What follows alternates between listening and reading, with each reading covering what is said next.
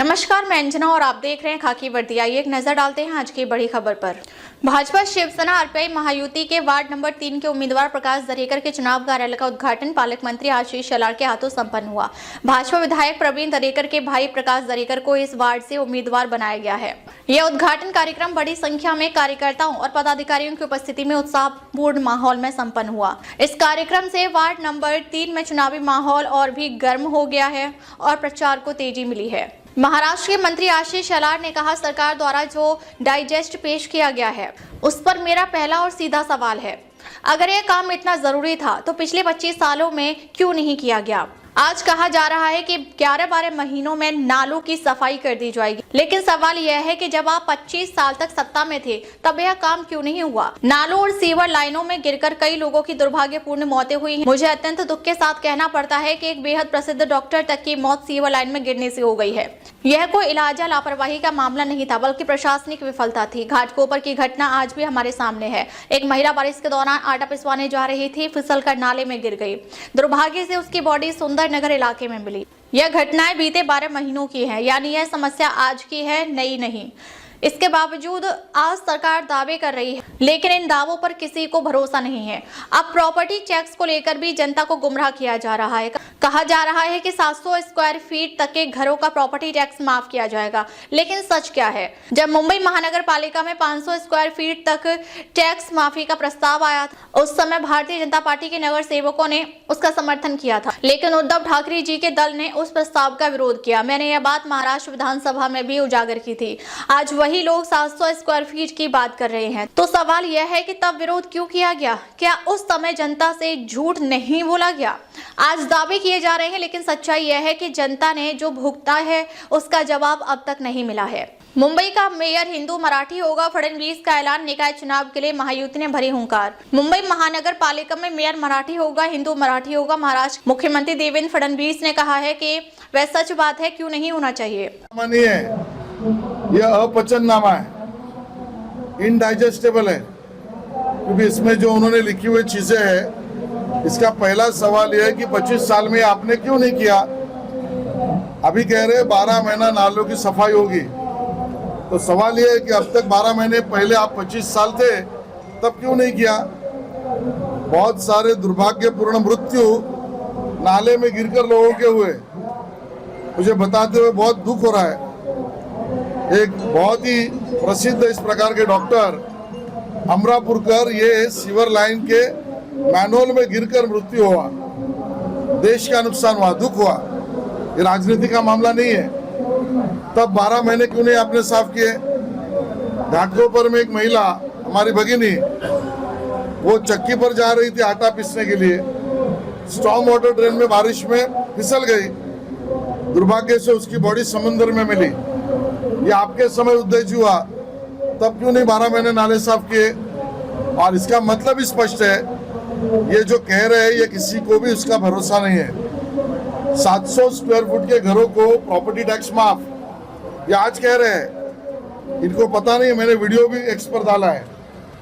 500 square foot का निर्णय जब मुंबई महापालिका में हुआ, उस समय पर भारतीय जनता पार्टी के नगर सेवकों ने मांग की 500 नहीं 700 फुट के लिए फ्री करो। उद्धव जी के दल ने उसका विरोध किया है, ऑन रिकॉर्ड विरोध किया। महाराष्ट्र के असेंबली में मैंने इस बात को उजागर किया। आज ये 700 फीट की बात कर रहे हैं, और इसके लिए झूठ बोले कौवा काटे, इतना ही उद्धव जी को हम कहेंगे। दहिसर बोरीवली में उद्धव ठाकरे का दौरा, शिवसेना उम्मीदवारों का बढ़ाया मनोबल।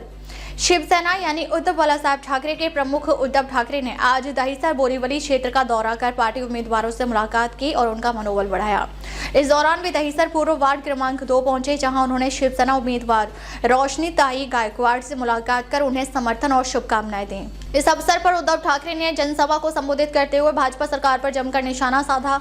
उन्होंने आरोप लगाया कि मौजूदा सरकार ने जनता को केवल झूठे वादे दिए हैं और आम आदमी की समस्याओं की अनदेखी की है। उन्होंने महायुति सरकार पर भ्रष्टाचार, महंगाई और बेरोजगारी जैसे गंभीर मुद्दों को लेकर कई आरोप लगाए। उद्धव ठाकरे ने जनता से अपील की कि इस बार वे महायुति को वोट ना दें और शिवसेना को समर्थन देकर लोकतंत्र और महाराष्ट्र के हितों की रक्षा करें। उन्होंने कहा कि शिवसेना ही आम जनता की आवाज है और लोगों के हक के लिए हमेशा सड़क से सदन तक संघर्ष करती रहेगी।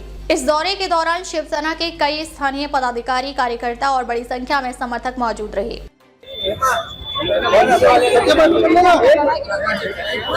नीचे आओ, नीचे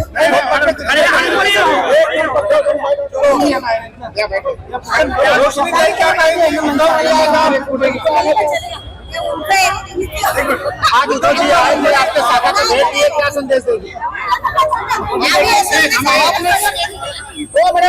हमने आज यहाँ पे विजिट की है, इसका मतलब सभी को मैं बता दूं कि प्रभाग क्रमांक 3 का विजय निश्चित है। यहाँ पे हम लोग हमारे शिवसेना, मनसे और राष्ट्रवादी का झंडा लहरा के रहेंगे और आने वाले दिनों में इतने भारी संख्या से आएंगे कि हमारे यहाँ पे महापौर पद भी आए, ऐसा हम लोग कोशिश करते हैं। जो लोग 10 साल सत्ता में रहकर भी विकास नहीं किया, उन्हें क्या संदेश देंगे? अभी जो 10 साल रह के भी विकास ना कर सके, अभी उनको उनकी जगह से हटा के विकास करके दिखाना है, तो उनको मैं एक ही संदेश दूंगी, जितना करना था मनमानी आपने कर लिया, जितनी करनी थी तानाशाही आपने कर ली। इस बार यहाँ पे जो सरकार आएगी वो तकरीबन 1 या 2-3 महीने के बीच में ही इतना विकास करके दिखाएगी जो जितना विकास उन्होंने 10 साल में नहीं किया रहेगा। तो सत्ता में आने के बाद इनका पत्ता एक हम खोलेंगे, उनको रास्ता दिखाएंगे। जो कहा हमारी सत्ता आने के बाद एक पत्ता खोलेंगे, जिस तरह से अजीत पवार ने खोला। अभी जैसे साहब ने बताया कि टीएमसी में मतलब कुछ कॉन्ट्रैक्ट दे दिए गए हैं और उनसे मतलब परसेंटेज भी इन लोग लेके बैठे जो सत्ता में है। तो जैसे हमारे हाथ में मुंबई महानगर पालिका आएगी तो पहले तो हम उनका पर्दाफाश करेंगे कि वो कॉन्ट्रैक्टर कौन है और किसने कौन से राजनीतिक नेता ने उनसे वो एडवांस परसेंटेज लिए हुए। जो लोग वार्ड 3 की जनता को गुमराह कर रहे हैं, उन्हें क्या संदेश देंगे? किस तरह से मतदान की अपील करती है? वार्ड क्रमांक 3 से जनता को मैं इतना ही आह्वान करूंगी, आपके दर पे अगर कोई भी वोट मांगने के लिए आता है, नागरिक होने का आपका सबसे बड़ा फर्ज ये है कि आपको देखना है जो उम्मीदवार आपके दर पे आया है पिछले 5 सालों में जनता के हित में उसने समाज सेवक के तौर पे क्या काम किया है। मैं ऐसा नहीं कहूंगी कि एक वो प्रभाग का ही हो, कौन से भी प्रभाग का हो, लेकिन उसने जनता के लिए कितना काम किया है उसका अगर आप भूतकाल देखोगे तो ही आपको पता चलेगा कि आने वाले कल में वो उम्मीदवार क्या कर सकता है। तो जनता को इतना ही अपील करूंगी, आप देखो जितने भी उम्मीदवार आएंगे एक बार 5 सालों का उनका काम देखना, उसके बाद ही अपना अमूल्य वोट आपको। हमारी शिवसेना पिछले 5 सालों से काम करी, ऐसा नहीं कि आज हमारी कैंडिडेट आज आई है और इन्होंने लोगों को मतदान करने को कहा, नहीं, ये यहाँ की स्थानिक है और जब भी लोगों को जरूरत पड़ी लोगों ने हाथ उठा दिया। आज 5 साल के बाद बहुत से उम्मीदवार दूसरे पक्ष के यहाँ पर आ रहे हैं, लेकिन हमारी रोशनी और एक गायकवाड़ था, एक ऐसी उम्मीदवार है जिन्होंने लोगों का काम कई सालों से किया है, इसीलिए जनता उनको इस 15 तारीख को देखो अपने अच्छे वोटों से विजयी करेगी और मुझे लगता है पहली बार रिकॉर्ड तोड़ मतदार जो मागा खड़े में होगा वो इनका ही होगा। और 16 तारीख को हम लोग पहली होली इसी जगह पे इसी धूमधाम से खेलने वाले हैं। और आज हमारे मन से और हमारे मैडम ने चलो ठीक है, थैंक यू।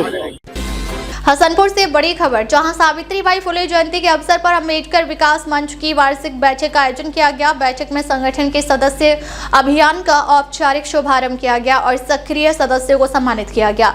हसनपुर में आयोजित अम्बेडकर विकास मंच की वार्षिक बैठक का माहौल उत्साह और प्रेरणा से भरा रहा। कार्यक्रम की शुरुआत डॉक्टर भीमराव अम्बेडकर, महात्मा ज्योतिबा फुले और माता सावित्रीबाई फुले के चित्रों पर माल्यार्पण के साथ हुई। इस दौरान सभागार जय भीम के नारों से गूंज उठा। बैठक को संबोधित करते हुए मंच के राष्ट्रीय अध्यक्ष महेंद्र सिंह आर्य ने कहा कि बाबा साहेब अम्बेडकर का संदेश शिक्षित बनो, संगठित रहो और संघर्ष करो आज भी संगठन की विचारधारा का आधार है। उन्होंने कहा कि समाज के वास्तविक विकास के लिए शिक्षा और संगठन दोनों अनिवार्य है। कार्यक्रम में समाज सेवा, शिक्षा और संगठनात्मक कार्यों में उल्लेखनीय योगदान देने वाले सदस्यों को सम्मानित किया गया। वहीं बड़ी संख्या में युवाओं और सामाजिक कार्यकर्ताओं ने संगठन की सदस्यता ग्रहण की। सावित्रीबाई फुले को नमन करते हुए वक्ताओं ने कहा कि महिलाओं और युवाओं को शिक्षा से जोड़ना समय की सबसे बड़ी जरूरत है। राष्ट्रीय अध्यक्ष ने बताया कि शुरू किया गया सदस्यता अभियान गांव-गांव और शहर-शहर तक चलाया जाएगा, जिससे संगठन को और मजबूती मिलेगी। कार्यक्रम के अंत में यह संकल्प लिया गया कि अंबेडकर विकास मंच शिक्षा, समानता और संवैधानिक मूल्यों की रक्षा के लिए लगातार संघर्ष करता रहेगा और समता मूलक समाज के निर्माण की दिशा में कार्य करेगा। अब तक के लिए बस इतना ही, फिर मिलते हैं एक ऐसी ही बड़ी खबर के साथ। तब तक के लिए नमस्कार और देखते रहिए खाकी वर्दी।